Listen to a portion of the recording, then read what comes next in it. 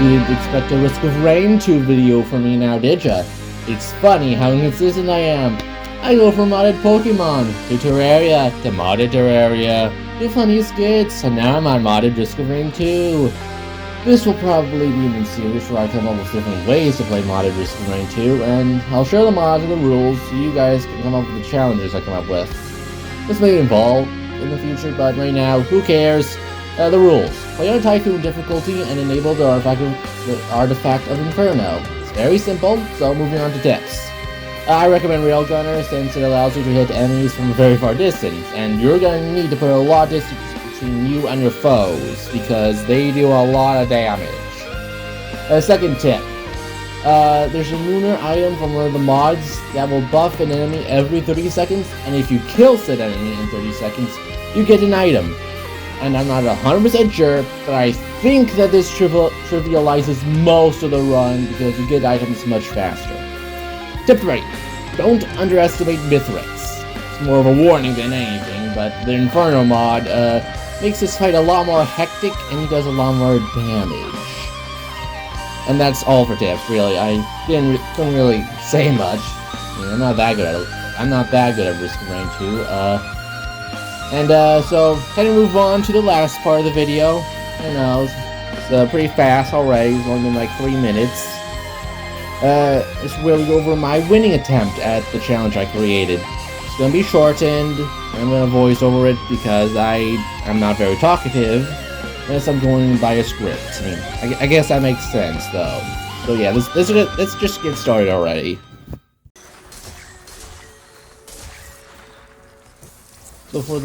So I'm just gonna go over the bosses to keep things short and places of interest. First boss in the first zone, Beetle Queen.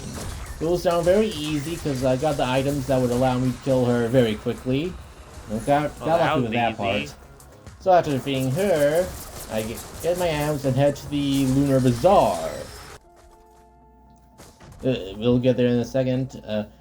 Yeah, and in Lunar Bazaar, you know, I have a mod installed that allows me to buy items with coins, and I get those 2 relics that, you know, that I talked about in the tips. Get some items, only buy 3 regular items, unfortunately, otherwise I would have gotten a lot more. And I pick the location I want to go, and then I head there, basically. Yeah, second part, you can see the relic in action. You know, the lunar item. You can see why I picked the Railgunner, because, you know, the special ability allows me to stun him, which allows me to get a bunch of critical hits in. So I can basically just kill these really fast. As you can see here, I almost die, but, you know, that's irrelevant right now. Just gotta be careful. So yeah, and I also got like 3 legendary items this way, so, you know, that was pretty lucky. Now, second boss. Also the Beetle Queen. Goes down just as easily as the first, really. Not much to say here. Other than the fact, like, it's very easy, which I already said. I have the whole fights in. Like, I don't edit out the boss fights.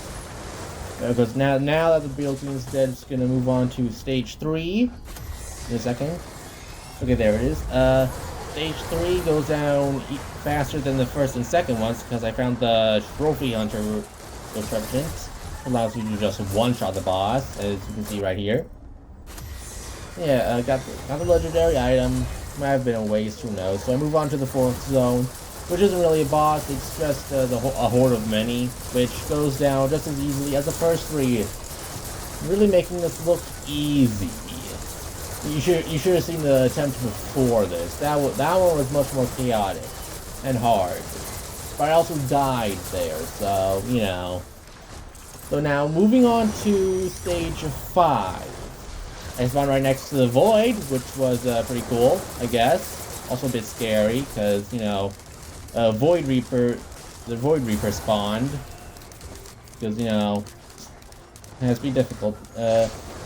Not much to say there. The Void didn't actually pose me any threats or whatever.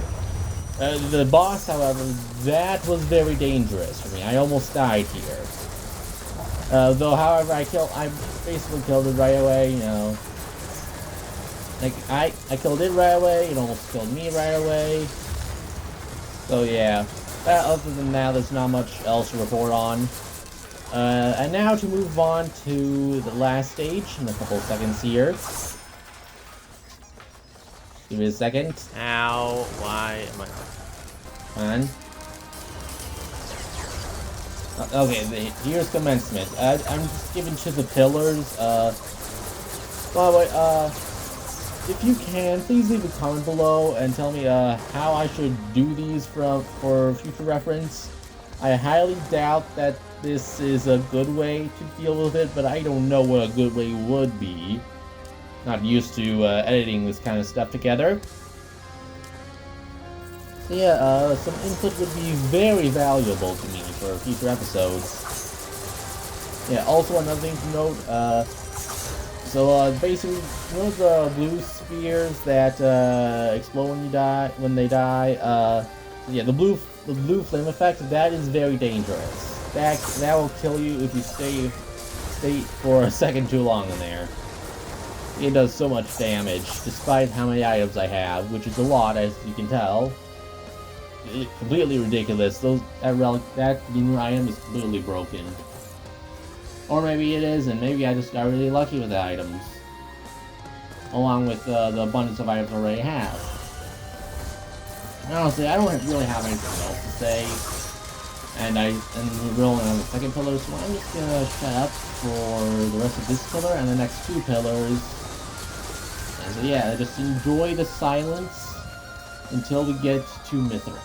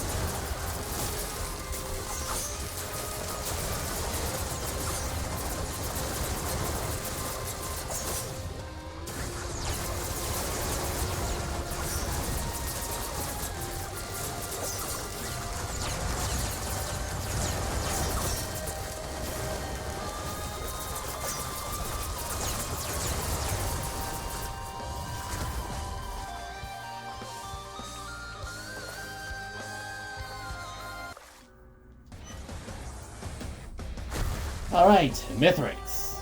This guy almost killed me several times. However, none of those times were in the first phase, so who cares? Also, you can stun Mithrix with the special ability for the Railgunner, which is another reason to pick the Railgunner. So, moving on to the second phase, because this one was uneventful.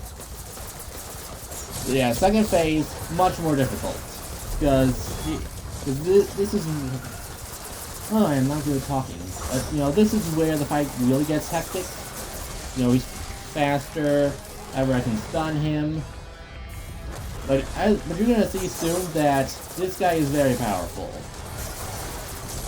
Because, like, his attacks have dealt almost half my health. Oh my several god. times. And here it is. Boom. Half my health gone in an instant.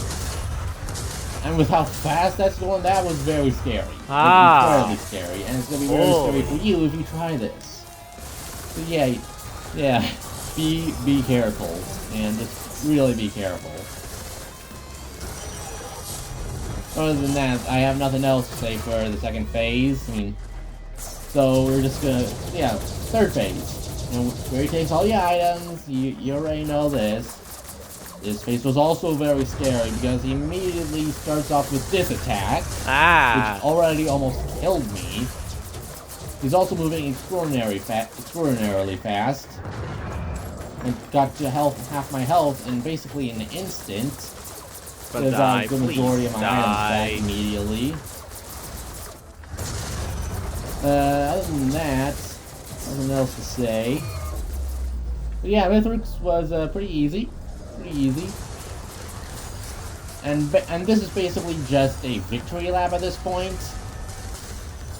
Nothing else. I will say that the beams, that those columns of those column blasts spawn a lot more often, and go a lot more, and yeah. I'm really not good at talking, but yeah, this is basically just a victory lap. So honestly, who cares? Oh, and so we're basically at the end of the video now. So I'm just gonna have a. Oh my god, I'm really not good at talking. So I'm gonna have the whole unedited winning round on like a timestamp or whatever the thing is that you put at the end of the videos. I am recording, right? It's pretty fun. Okay, the moon ride is pretty broken. And I'm not good at talking. See y'all next time. Goodbye.